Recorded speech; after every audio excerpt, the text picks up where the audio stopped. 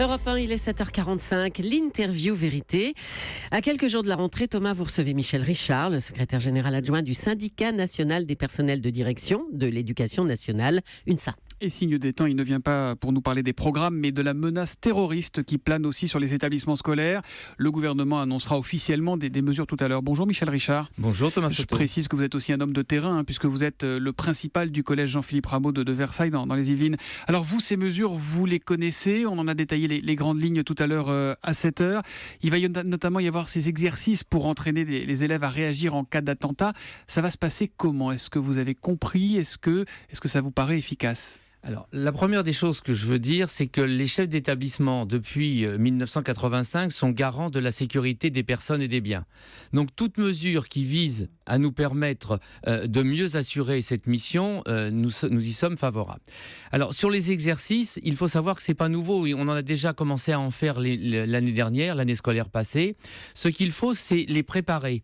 C'est-à-dire faire de l'information auprès des élèves, auprès des parents d'élèves, y associer bien évidemment les services de l'État et y associer les collectivités territoriales. Mais la vraie question qu'on se pose, c'est comment faire en sorte que ça ne soit pas traumatisant pour les enfants, et notamment les plus jeunes ? Eh bien, parce qu'il faut faire de la pédagogie, c'est qui est quand même le cœur de notre métier. Il faut expliquer, avant de faire l'exercice, les raisons pour lesquelles on le fait, comment on va l'effectuer, pourquoi on est obligé de l'effectuer. Et je peux vous assurer que les élèves, quel que soit leur âge, sont parfaitement réceptifs quand on leur fait un bon travail d'explication au préalable. Ça va concerner donc maternelle, primaire, collège, lycée, tout le monde. Mais vous êtes briefé pour ça, parce que ça ne s'improvise pas. La gestion de crise ne fait pas partie de votre formation. Il y a quand même une notion de psychologie à voir aussi là-dedans. Bien, écoutez, les personnels de l'éducation nationale, que ce soit les enseignants, les personnels d'éducation ou les personnels de direction, depuis plusieurs années maintenant, sont confrontés à gérer des situations de crise. Et donc, bien évidemment,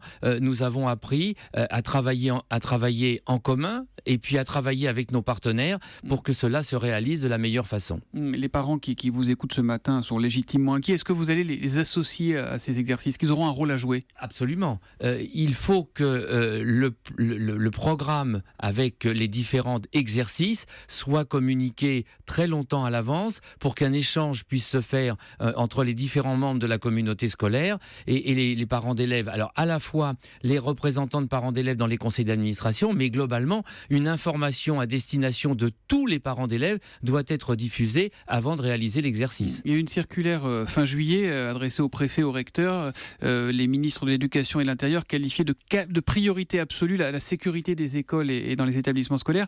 On est quoi là ? On est dans le principe de précaution ou est-ce qu'on vous a fait part dans votre réunion hier soir de menaces précises ? Est-ce qu'il y a une menace forte ces jours-ci ? Alors, on est dans deux choses. On est d'abord dans le principe de précaution, dont je rappelle qu'il est maintenant inscrit dans la Constitution et qu'il est donc une obligation pour chacun des responsables d'établissement de le mettre en œuvre.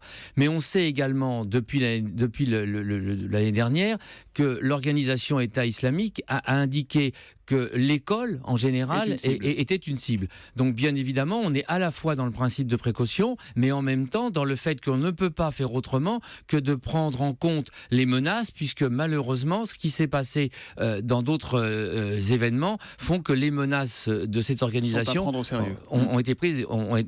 pas été prises au sérieux suffisamment. Est-ce qu'aujourd'hui, vous êtes sûr de votre personnel, Michel Richard ? Je ne parle pas forcément de votre collège, mais de manière générale, de ceux qui vont et qui viennent. Alors, bon... Très honnêtement, l'immense majorité des enseignants et des personnels relevant des collectivités territoriales adhèrent aux valeurs de l'école de la République. Sinon, ils n'y seraient pas. Alors, bien évidemment, le risque zéro comme le 100% des personnes, non. Mais nous sommes très vigilants. Nous sommes vigilants sur les modifications de comportement des élèves et nous serons évidemment toujours très en vigilance sur les modifications de comportement des personnels.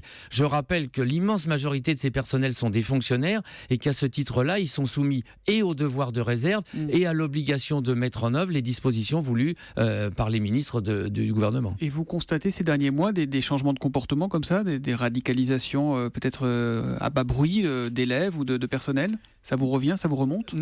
Alors, personnellement, non, mais nos collègues nous font part effectivement de situations qu'ils ont observées. Nous sommes en grande vigilance sur les modifications de comportement. Nous l'étions avant ces phénomènes parce que c'est souvent le signe d'un malaise chez l'adolescent. Mais bien évidemment, depuis tous ces événements, nous sommes encore plus vigilants et nous ne manquons pas de mobiliser toutes les forces de l'établissement, tous les personnels, les enseignants, les personnels d'éducation, les personnels médico-sociaux, pour que, bien évidemment, de ce genre de comportement soit identifié le plus vite possible. Aujourd'hui, vous diriez que les établissements scolaires en France sont sûrs ou sont aussi sûrs que possible ? Ils sont aussi sûrs que possible parce que le risque zéro n'existe pas et que parallèlement, un comportement individuel de quelqu'un qui a envie de commettre un acte irresponsable, c'est quelque chose que l'on peut difficilement prévoir. J'ai une dernière question. En février, vous aviez demandé, vous, que les élèves puissent fumer à l'intérieur des établissements pour éviter les attroupements dehors. La Direction générale de la santé, à l'époque, vous avez dit non. Est-ce que c'est un sujet qui redevient d'actualité avec cette menace ? Bien évidemment. Le regroupement de lycéens sur les trottoirs devant les lycées en fait une cible potentielle pour des gens qui ont envie de commettre un acte terroriste. Ça veut dire que concrètement, les élèves qui fument pourront fumer à l'intérieur des établissements. Écoutez, ou c'est pas tranché, ça ? Non, c'est toujours pas tranché parce qu'il y a deux logiques qui s'opposent. Celle du principe de précaution que nous souhaitons mettre en œuvre et qu'on déroge provisoirement à cette règle. Et puis, effectivement, le lobby du anti-tabac qui, lui, ne veut rien entendre et pense que... les impératifs de santé publique, évidemment. Merci Michel Richard d'être venu en direct sur Europe 1. Je rappelle que vous êtes le secrétaire général du syndicat national des personnels de direction de l'éducation nationale, UNSA. Merci, bonne journée. Merci à vous.